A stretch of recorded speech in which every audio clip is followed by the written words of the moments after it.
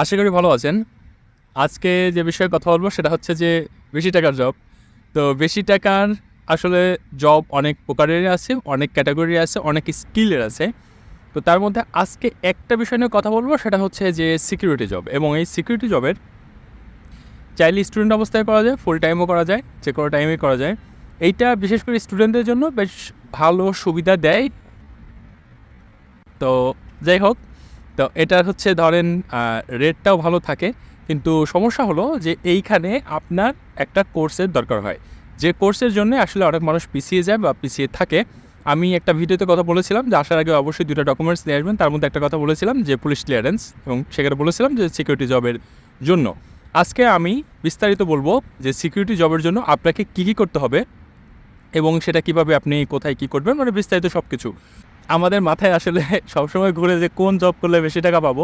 তো যতগুলো জব করলে আপনি বেশি টাকা পাবেন তার মধ্যে একটা বিষয় নিয়ে আজকে আমি কথা বলতে চাই। আর এই বিষয়ে কথা বলার জন্য আমি অন্য কাউকে ডাকছি না, কারণ এই বিষয়ে লাইসেন্স আমার নিজেরই আছে, মানে সিকিউরিটি জব। কিন্তু যদিও আমি সেখান থেকে 1 টাকাও এখন ইনকাম করি নাই, কারণ আমি ওই লাইসেন্সটা যেদিন পাই তার 1 সপ্তাহ আগেই হচ্ছে আমার প্রমোশন হয়ে যায় এবং আমি ম্যানেজারিয়াল পজিশনে চলে আসি, যে কারণে আমার আর এই জবগুলো করা লাগে নাই। কিন্তু আমার 500 পাউন্ড লস। এরকম বেশি টাকার জব নিয়ে আমি পরবর্তীতে আরও কয়েকটা ভিডিও আপনাদের জন্য আসবে, আপনি চাইলে সেটা দেখতে পারেন যদি মনে করেন আপনার প্রয়োজন আছে। তো যাই হোক, সিকিউরিটি জবের জন্য আপনার একটা লাইসেন্স লাগবে। তো এই লাইসেন্সটা এই দেশ থেকে নিতে হবে, এবং সেই লাইসেন্সটা নিতে হলে আপনার এখন কয়েকটা স্টেপ পার করতে হবে। সেটা হচ্ছে আপনাকে কোর্স করতে হবে, তারপর আপনাকে এক্সাম দিতে হবে, তারপর পাস করতে হবে, তারপর হচ্ছে আপনার অ্যাপ্লাই করে আপনার লাইসেন্স নাম্বারটা নিতে হবে। এবং এই প্রসিডিউরগুলো কমপ্লিট করতে হলে আপনার 2টা জিনিস লাগবে মেইনলি। প্রথমে যেটা লাগবে সেটা হচ্ছে 500 পাউন্ড। দ্বিতীয় লাগবে সেটা হচ্ছে বাংলাদেশ থেকে পুলিশ ক্লিয়ারেন্স নিয়ে আসবেন, অথবা যদি কেউ না নিয়ে আসেন কারো মাধ্যমে নিয়ে আসবেন এদেশে, বা আপনি ডাকযোগেও নিয়ে আসতে পারেন, অথবা এদেশ থেকে আপনি আপনার ডিবিএস চেক করে সেই রিপোর্টটা দিয়েও আপনি করতে পারেন। সিকিউরিটি জবের জন্য আমি আপনাকে বলবো যে মানে এদেশের ইংলিশ অনেক কোম্পানি আছে যারা হচ্ছে আপনাকে ট্রেনিং দেবে। আমি বলবো যে সেইগুলোতে না গিয়ে একটু দেখেন যে আপনি যে এরিয়াতে আছেন ওই এরিয়াতে বাঙালি প্রতিষ্ঠান যারা গভর্নমেন্টের সার্টিফাইড সিকিউরিটি কোর্স করায়, সেইখান থেকে কোর্স করেন। এতে করে আপনি কিছু সুবিধা পাবেন তাদের থেকে, সহজেই আপনার কোর্সগুলো বুঝতে পারবেন, বা তারা আপনাকে বিশেষভাবে হেল্প করে থাকবে। আপনি সেটা যখন তাদের কাছে যাবেন বিষয়টা তখনই আপনি বুঝবেন। সো এটা আপনি অবশ্যই বাঙালি জায়গা থেকে করার চেষ্টা করবেন, এটা হলো আমার প্রথম কথা। বা বাঙালি না পেলে আপনি যদি মনে করেন আপনি ইন্ডিয়ান পেয়েছেন, পাকিস্তানি পেয়েছেন, আপনি সেখান থেকেও করতে পারেন। মানে এশিয়ান কমিউনিটি মানুষের থেকে আপনার যদি কোনো প্রতিষ্ঠান থেকে যদি এই কোর্সটা করতে পারেন তাহলে সেটা আপনি কিছুটা বেনিফিটেড হবেন। এবার আমি আসি যে কোর্সটা কতদিন করতে হবে। আপনাকে 6 দিন কোর্সটা করতে হবে। 6 দিনে আপনার কোর্স করার পরে একটা এক্সাম নেবে, যেটাই 6 দিনে আপনি শিখেছেন সেই এক্সামটাই আপনাকে দিতে হবে এখন।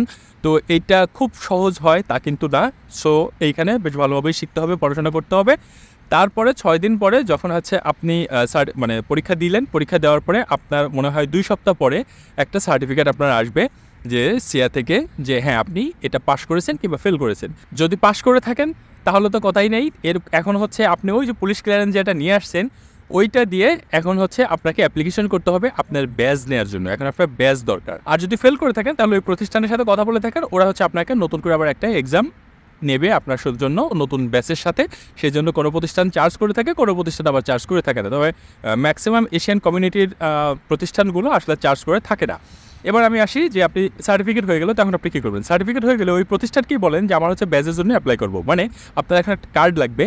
যখন পাস করে ফেলবেন ওই প্রতিষ্ঠানকে বললে ওরাই আপনার পক্ষে অ্যাপ্লিকেশন করে দেবে, কিংবা আপনারা নিজে নিজে অ্যাপ্লাই করতে পারেন। আমি বলবো ওদেরকেই বলেন, ওরা অ্যাপ্লাই করে দেবে। কোনো প্রতিষ্ঠান হয়তো 10 পাউন্ড নেবে, কোনো প্রতিষ্ঠান হয়তো 20 পাউন্ড নেবে, কোনো প্রতিষ্ঠান হয়তো বা ফ্রিও দিয়ে দেবে অ্যাপ্লিকেশন করে।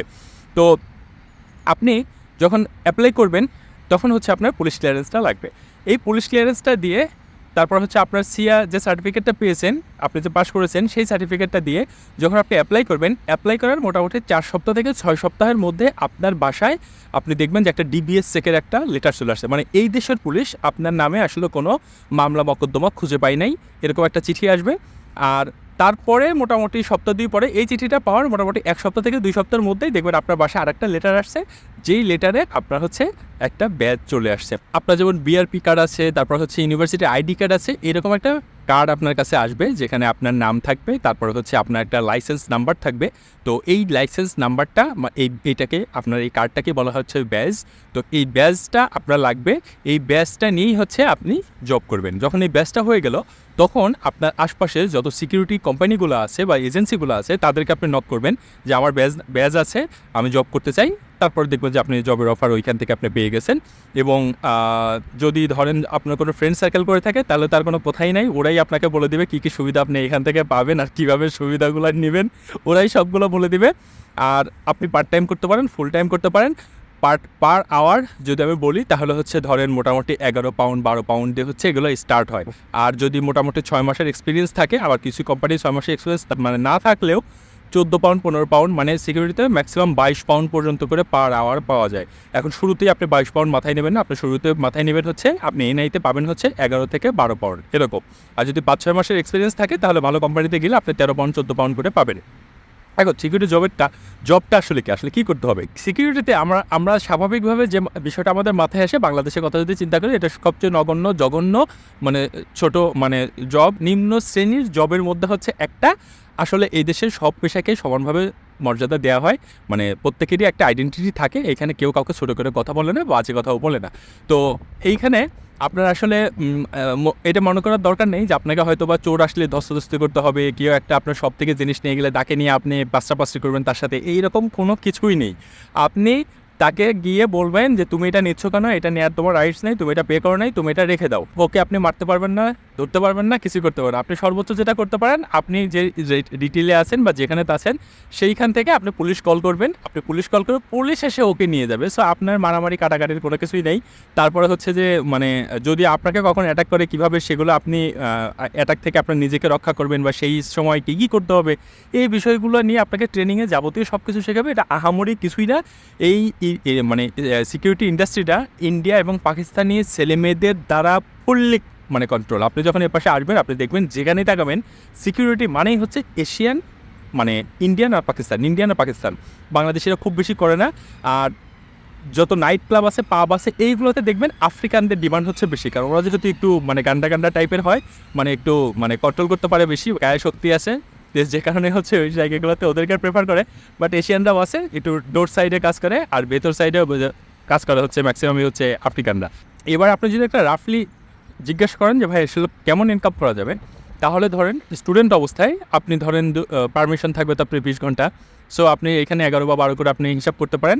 আর মানে আপনি যদি মনে করেন আপনার ভ্যাকেশন আছে বা আপনি ফুল টাইম করার পারমিশন আপনার আছে কোনো সময়, তাহলে সেইখানে আপনি ধরেন প্লাস মাইনাস, আমার যে ফ্রেন্ডরা আছে ওরা যে মাসে ইনকাম করে না, তারপরে ওদের 2500 পাউন্ড থাকে।